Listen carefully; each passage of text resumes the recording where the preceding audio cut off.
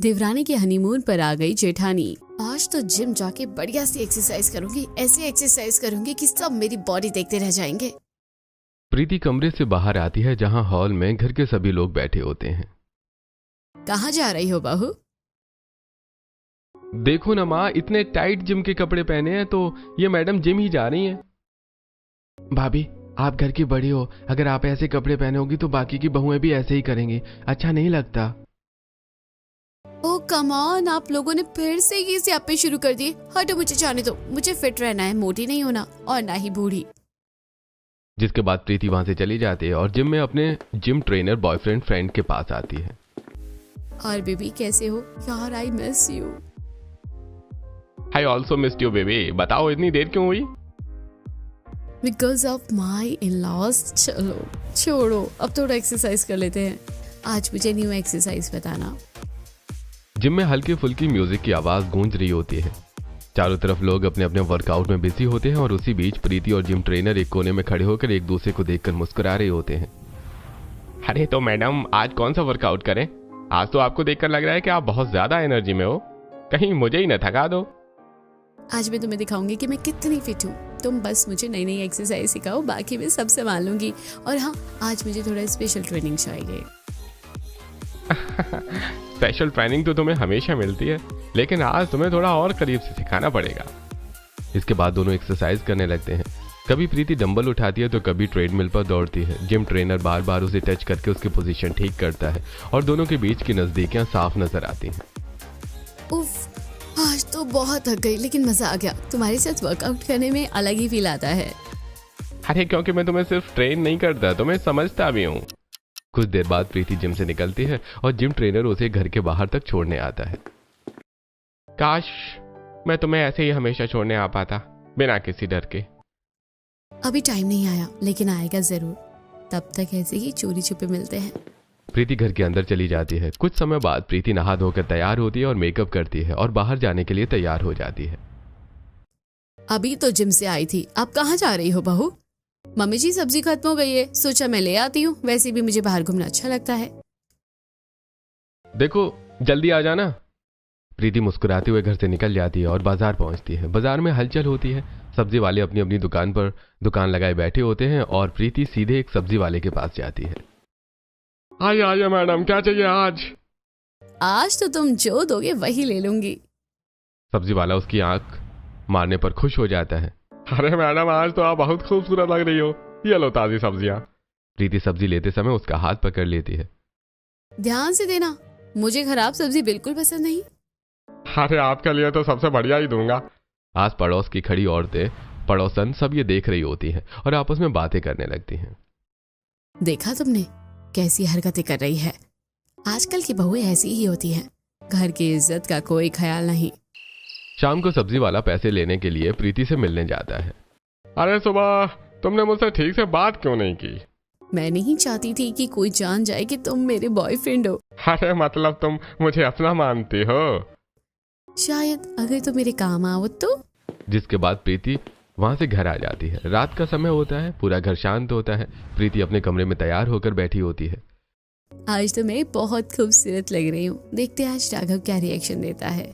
वो राघव का इंतजार करने लगती है। कुछ देर बाद राघव कमरे में आता है। बहुत थक गया हूँ। राघव प्रीति की तरफ देखता तक नहीं है और अपना बिस्तर लेकर सो जाता है। एक बार देख तो लेते, मैं कब से तुम्हारा इंतजार कर रही हूँ। प्रीति का चेहरा उतर जाता है। इससे अच्छे तो मेरे बाकी बॉयफ्रेंड है, कम से कम मुझे देखते तो हैं। और मेरा पति है एक, जो मुझे नजरअंदाज करता है। प्रीति गुस्से में करवट लेकर सो जाती है, लेकिन उसके मन में कई और सवाल और इच्छाएं चलती रहती हैं। अगले दिन क्या होगा ये सोचते सोचते रात गुजर जाती है। दिन बीतने लगते हैं। घर में सब अपने अपने काम में लगे रहते हैं, लेकिन प्रीति का वही पुराना रवैया रहता है, कभी इधर मंडराना कभी उधर। घर के काम में उसे जैसे कोई मतलब ही नहीं होता। एक सुबह का समय होता है। दरवाजे पर दूध वाला आवाज लगाता है। दूध दूध ले लो, ताजा दूध। अरे आ गए तुम। आज थोड़ा लेट हो गए ना, मैं कब से तुम्हारा इंतजार कर रही थी। अरे क्या करें मैडम, रास्ते में थोड़ा काम आ गया था, लेकिन अब तो आ गया हूँ। आप बताइए कितना दूध दूं? जितना तुम देना चाहो, वैसे भी तुम जो देते हो अच्छा ही देते हो। प्रीति बात करते करते उसका हाथ छू लेती है। दूध वाला थोड़ा असहज होकर मुस्कुराता है। अरे आप भी ना बातों में बहुत आगे हो। अंदर खड़ी सास सुमित्रा और नंद कीर्ति ये सब देख रही होती हैं।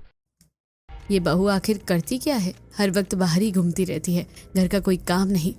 माँ, भाभी तो पूरे दिन ऐसे ही बाहर वालों से बात करती रहती है, मुझे तो समझ नहीं आता कि ये घर संभालेगी कैसे। ससुर भी वहीं बैठकर अखबार पढ़ रहे होते हैं। पता नहीं किस क्षण में हमने इस बहू को अपने घर में लाने का फैसला किया, न घर का ध्यान न परिवार का, बस अपनी दुनिया में मस्त। लेकिन किसी को भी प्रीति की असलियत का अंदाजा नहीं होता। तभी दरवाजे से नीरज अंदर आता है। उसके चेहरे पर खुशी साफ झलक रही होती है। माँ, पापा, एक बहुत बड़ी खबर है। क्या हुआ बेटा, इतना खुश क्यों लग रहा है? मेरी नौकरी का प्रमोशन होने वाला है और मुझे विदेशी पोस्टिंग मिलने की पूरी उम्मीद है। ये सुनते ही घर में खुशी की लहर दौड़ जाती है। अरे ये हुई ना बात, मेरा बेटा विदेश जाएगा। बहुत अच्छा किया बेटा। वाह भैया, अब तो हम भी विदेश घूमेंगे। अरे भैया, जल्दी प्रमोशन ले लो फिर मेरी भी लॉटरी लग जाएगी। बेटा अब तो शादी कर ले, घर में बहू आएगी तो खुशहाली आएगी, और तू विदेश जाएगा तो तेरे साथ तेरी पत्नी भी होगी। हाँ माँ, अब मुझे भी लग रहा है कि शादी कर लेनी चाहिए, एक अच्छा साथ मिल जाएगा। भैया जल्दी शादी करो, तभी तो मेरा नंबर आएगा, मैं भी चित्रा से शादी करूंगा। तभी चित्रा भी वहां आ जाती है। क्या बात हो रही है मेरे बिना? तुम्हारी ही बात हो रही थी। मैं कह रहा था कि भैया की शादी के बाद हमारी भी बारी आएगी।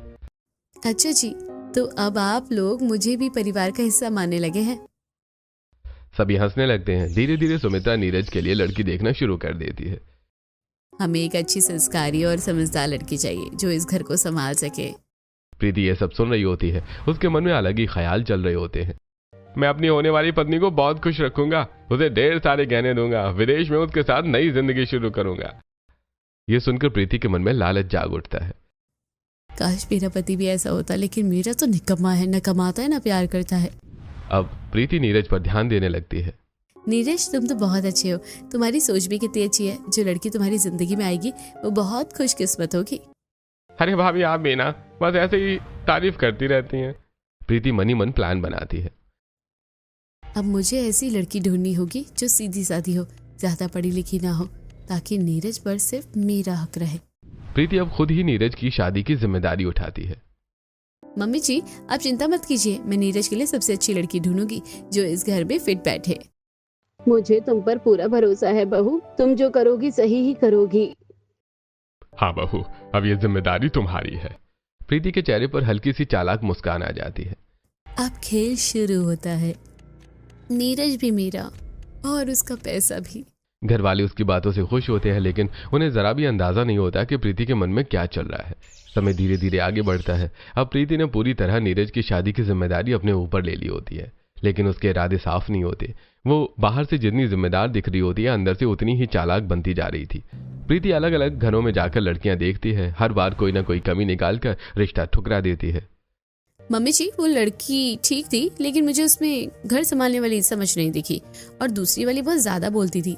हमारे घर के लिए शांत स्वभाव की लड़की चाहिए। बहू, हमें तुम पर पूरा भरोसा है, जो भी तुम फैसला करोगी सोच समझ कर ही करोगी। कई लड़कियों को देखने और रिजेक्ट करने के बाद एक दिन प्रीति को मिताली मिलती है। मिताली एक साधारण सी सीधी सादी लड़की होती है। उसके चेहरे पर मासूमियत साफ झलकती है। नमस्ते। नमस्ते, तुम क्या करती हो? मैंने पढ़ाई पूरी करने के बाद घर संभालना शुरू किया। मुझे घर के काम करना अच्छा लगता है, ज्यादा बाहर जाना या लोगों से मिलना जुलना पसंद नहीं है। यह सुनकर प्रीति के चेहरे पर हल्की मुस्कान आ जाती है। बस यही चाहिए था, सीधी भोली और कम बोलने वाली। अब ये मेरे रास्ते में कभी नहीं आएगी। प्रीति घर आकर मिताली के बारे में सबको बताती है। मम्मी जी, मुझे एक लड़की मिली है, बहुत ही सीधी सादी, संस्कारी और घर संभालने वाली है। मुझे लगता है नीरज के लिए बिल्कुल परफेक्ट है। सच में बहू, तो फिर हमें जल्दी से ही उसे देखने जाना चाहिए। हाँ, फिर देर किस बात की, अगर लड़की अच्छी है तो रिश्ता आगे बढ़ाना चाहिए। अगले ही दिन पूरा परिवार मिताली के घर जाता है। मिताली अपने परिवार के साथ सबका स्वागत करती है। उसकी सादगी और व्यवहार सभी को पसंद आता है। ये लड़की सच में बहुत अलग है, शांत, सरल और समझदार।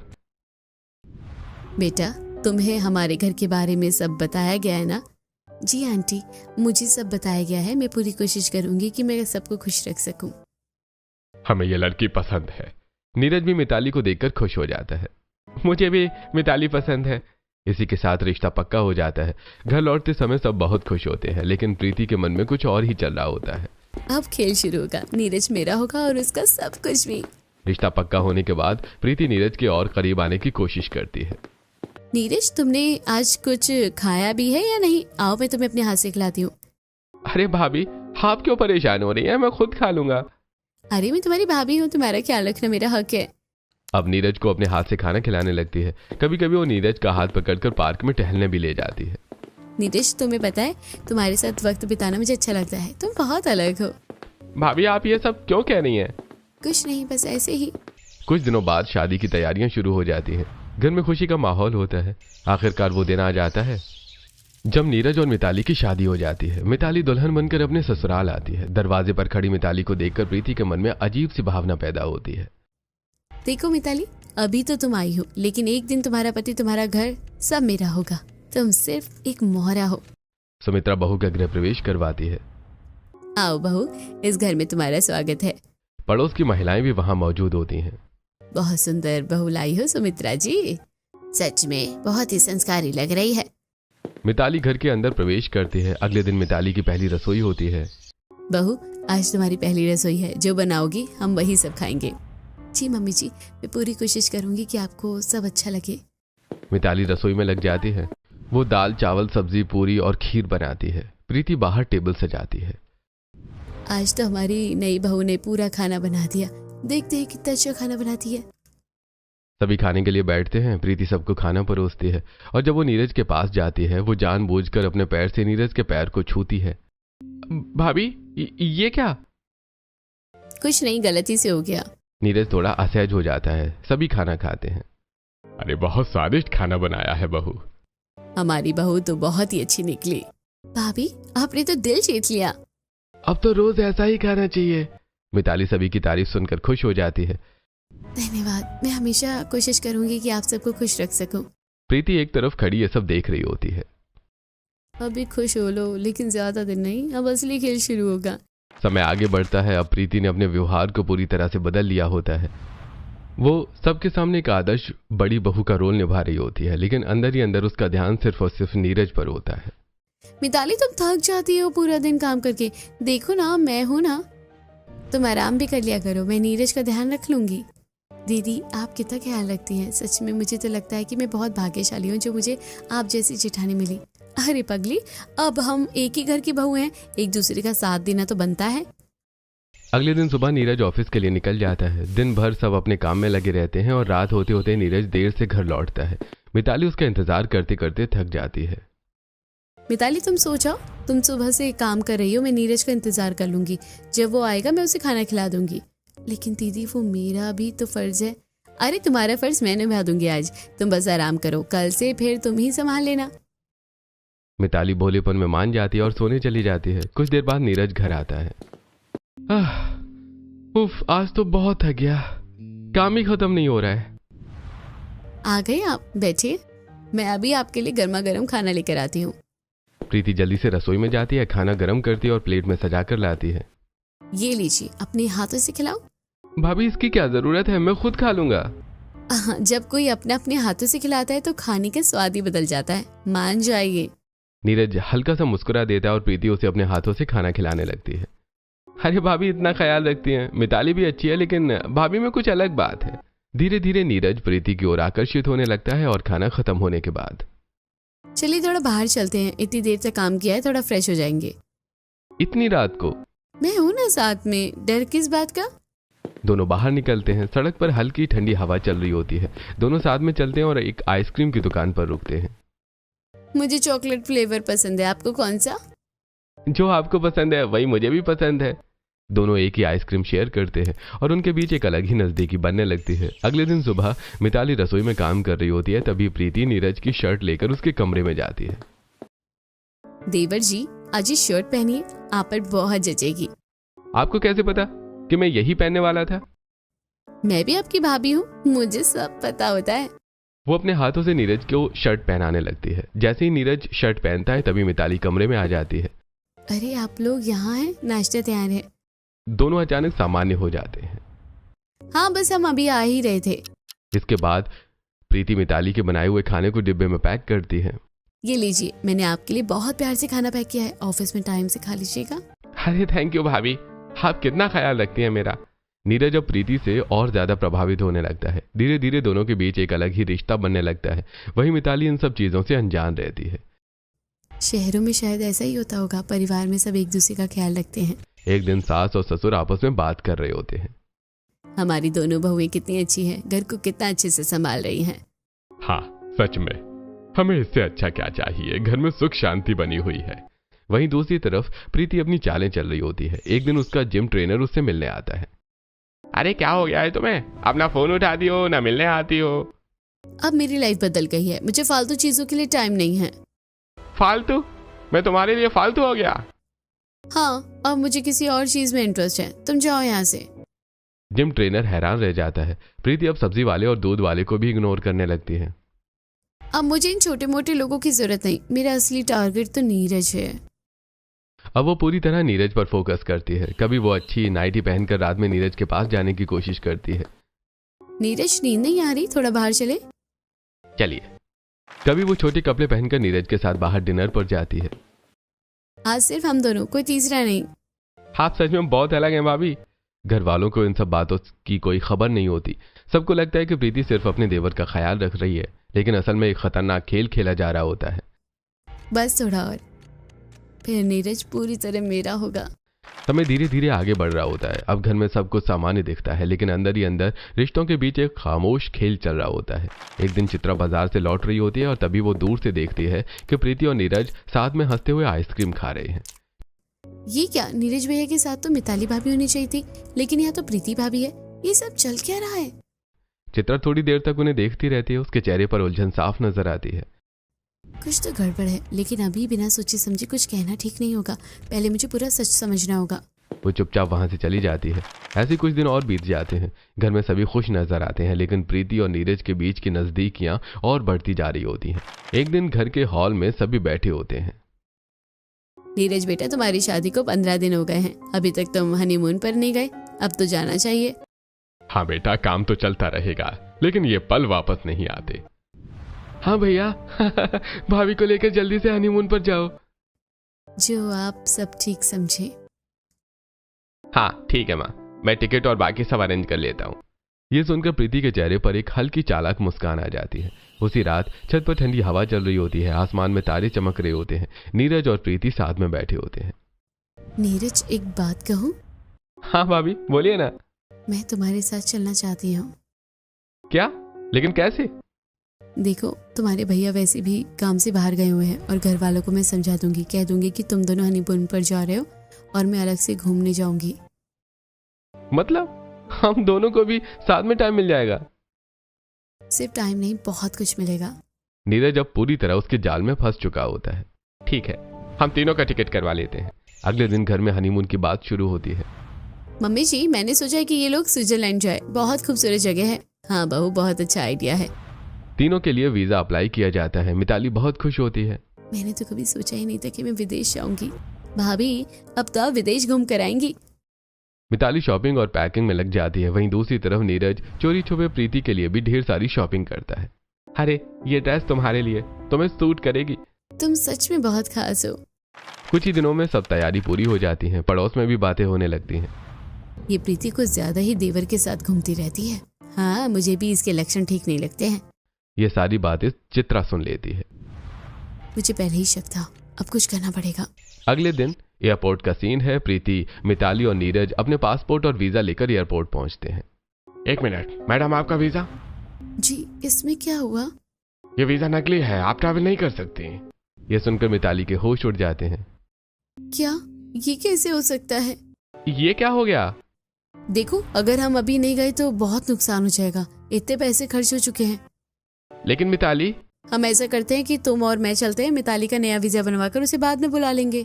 अगर ऐसा ही सही है तो आप लोग चले जाइए, मैं बाद में आ जाऊंगी।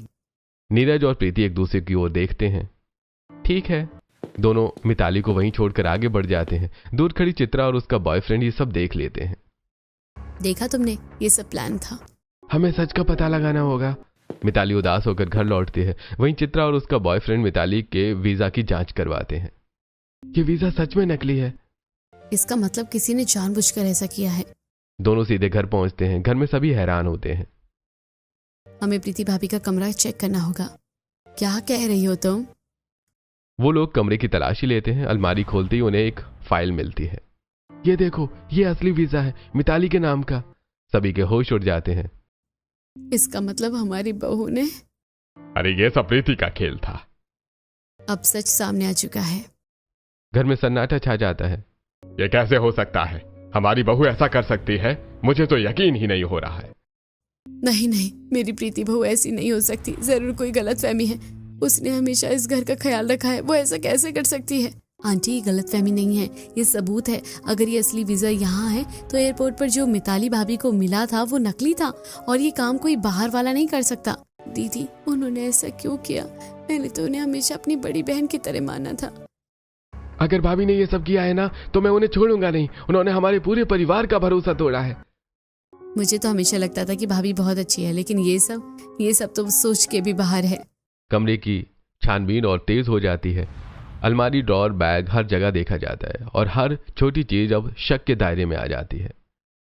हमें जल्दी फैसला लेना होगा। अगर हम अभी नहीं पहुंचे तो शायद वो लोग वापस आ जाएं या फिर कहीं और चले जाएं। हाँ, हम स्विट्जरलैंड जाएंगे। सच का सामना वहीं होगा। मैं भी चलूंगी। अब मुझे भी सच आना ही है और अपने रिश्ते को बचाना भी है। बेटा, क्या सच में प्रीति ऐसा कर सकती है? मम्मी जी, अगर नहीं किया होगा तो सब साफ हो जाएगा, और अगर किया है तो सच सामने आना ही चाहिए। जाओ, लेकिन सच लेकर ही वापस आना। इसके बाद तुरंत तैयारी शुरू होती है। पासपोर्ट, टिकट, जरूरी सामान सब जल्दबाजी में तैयार किया जाता है। कुछ ही घंटों में चित्रा, मिताली और चित्रा का बॉयफ्रेंड एयरपोर्ट के लिए निकल जाते हैं। मिताली, तुम हिम्मत मत हारना, हम सच जरूर सामने लाएंगे। मुझे अब डर नहीं लग रहा, बस सच्चाई जानी है। तीनों फ्लाइट में बैठते हैं। लंबा सफर तय करके स्विट्जरलैंड पहुंचते हैं। वहीं दूसरी तरफ स्विट्जरलैंड की खूबसूरत वादियां, बर्फ से ढके पहाड़, ठंडी हवा और चारों तरफ सुकून। प्रीति और नीरज इन खूबसूरत नजारों के बीच पूरी तरह मस्ती में डूबे होते हैं। वाह नीरज, ये जगह तो किसी सपने से कम नहीं है। देखो ना, ये पहाड़, ये बर्फ, सब कितना खूबसूरत है। अरे जब तुम साथ हो तो हर जगह खूबसूरत लगती है। सच? बिल्कुल सच। दोनों पहाड़ों के बीच खड़े होकर फोटो खिंचवाते हैं। ये फोटो मैं हमेशा संभाल कर रखूंगी, ताकि जब भी मैं देखूं ये पल याद आ जाए। और मैं भी। दोनों हाथों में हाथ डालकर बर्फ में चलते हैं। उफ, कितनी ठंड है। अरे आओ, मैं हूं ना। दोनों एक दूसरे के करीब आ जाते हैं। दूसरी तरफ चित्रा, मिताली और मोहित स्विट्जरलैंड की सड़कों पर उन्हें ढूंढ रहे होते हैं। हमें हर जगह देखना होगा। होटल, टूरिस्ट स्पॉट, कहीं ना कहीं तो मिलेंगे ही। हम पहले उनके होटल का पता लगाते हैं, वहां से शुरू करते हैं। बस करें, जो हम सोच रहे हैं वो सच ना हो। वो लोग एक होटल से दूसरे होटल जाते हैं, पूछताछ करते हैं। सॉरी, इस नाम से यहाँ कोई गेस्ट नहीं है। चलो अगले होटल में चलते हैं। उधर प्रीति और नीरज एक कैफे में बैठे होते हैं। नीरज, तुम्हें नहीं लगता कि ये सब गलत है? शायद, लेकिन मैं खुद को रोक नहीं पा रहा। क्योंकि तुम मुझे चाहते हो। हाँ, दोनों के बीच का रिश्ता अब और गहरा हो चुका होता है। उधर मिताली और चित्रा लगातार उन्हें ढूंढ रहे होते हैं। क्या हम सही कर रहे हैं? हाँ, सच से भागना नहीं चाहिए। अचानक दूर पहाड़ों के बीच मिताली की नजर किसी पर पड़ती है। वो देखो। कहाँ? वहाँ, वो प्रीति दीदी और नीरज। स्विट्जरलैंड की ठंडी वादियों में हवा तेज चल रही होती है। मिताली की नजर अचानक दूर खड़े नीरज पर पड़ती है। उसके साथ प्रीति भी होती है। दोनों हंस रहे होते हैं। चित्रा, वो नीरज है, और उनके साथ, हाँ, और उनके साथ प्रीति भाभी। तभी अचानक प्रीति और नीरज वहां से जल्दी जल्दी निकल जाते हैं। ये लोग कहाँ चले गए? लगता है इन्हें किसी का शक हो गया है। हमें जल्दी करना होगा। चलो, इनके होटल का पता लगाना होगा हमें। वहीं से सच सामने आएगा। तीनों जल्दी जल्दी उस होटल की तरफ जाते हैं जहां उनकी बुकिंग होने का अंदाजा होता है। होटल के रिसेप्शन पर। हमें एक कमरे के बारे में जानकारी चाहिए। सॉरी मैम, बिना परमिशन हम किसी गेस्ट की जानकारी नहीं दे सकते। चित्रा इशारे से अपने बॉयफ्रेंड को देखती है। वो चुपचाप कुछ पैसे निकालकर रिसेप्शनिस्ट को दे देता है। हमें सिर्फ कमरे का नंबर और चाबी चाहिए, किसी को पता नहीं चलेगा। रिसेप्शनिस्ट इधर उधर देखकर पैसे ले लेती है और चाबी दे देती है। कमरा नंबर 307, लेकिन ध्यान रखना कोई देख ना ले। तीनों धीरे धीरे उस कमरे की तरफ बढ़ते हैं। कमरे के बाहर खड़े होकर वो दरवाजे के पास कान लगाते हैं। अंदर से हंसी और धीमी बातें सुनाई दे रही होती हैं। की आवाज? हाँ, यही है। वो धीरे से दरवाजा खोलते हैं और अंदर झांकते हैं। अंदर का नजारा देखकर तीनों के पैरों तले जमीन खिसक जाती है। प्रीति और नीरज एक दूसरे के बहुत करीब होते हैं, हंसते हुए एक दूसरे का हाथ थामे हुए, पूरी तरह अपने में खोए हुए। ये क्या देख रही हूँ मैं? मिताली की आंखों से आंसू बहने लगते हैं। मैंने सोचा था कुछ गलतफहमी होगी, लेकिन ये तो। मिताली खुद को रोक नहीं पाती और रो पड़ती है। नीरज, आपने मेरे साथ ये सब कैसे कर दिया? अंदर बैठे प्रीति और नीरज चौंक जाते हैं। मिताली, तुम? ये कैसे? सच ज्यादा दिन छुपता नहीं है, आज सब सामने आ गया है। मैंने आपको अपना सब कुछ माना और आपने। मिताली, मैं समझा नहीं पा रहा हूं। अब कुछ समझाने के लिए बचा ही क्या है? मिताली और चित्रा रोते हुए वहां से निकल जाते हैं। प्रीति और नीरज दोनों एक दूसरे को देखते रह जाते हैं। अब क्या होगा? अब सच सबके सामने आ जाएगा। कुछ ही समय बाद सभी भारत लौट आते हैं। घर का माहौल पूरी तरह से बदल चुका होता है। सभी हॉल में बैठे होते हैं। गुस्सा, दुख और हैरानी सबके चेहरों पर साफ नजर आता है। प्रीति, जो कुछ हमने सुना है क्या वो सच है? बहू, तुमने ऐसा क्यों किया? हाँ, ये सच है। घर में सन्नाटा छा जाता है। भाभी, आपने हमारे भरोसे के साथ ऐसा खेल खेला। मुझे आप पर कितना भरोसा था। दीदी, मैंने आपको अपनी बड़ी बहन माना। हाँ, किया मैंने ये सब, क्योंकि राघव ने कभी मेरी तरफ ध्यान ही नहीं दिया। क्या? मैं भी एक इंसान हूँ, मुझे भी प्यार चाहिए, ध्यान चाहिए, लेकिन मुझे कभी नहीं कुछ मिला। इसलिए मैंने सोचा क्यों ना नीरज के करीब जाऊं। वो मुझे समझता है, मुझे चाहता है, और अगर वो विदेश चला जाता तो उसकी जिंदगी, उसका पैसा सब मेरा होता। ये सुनकर सभी स्तब्ध रह जाते हैं।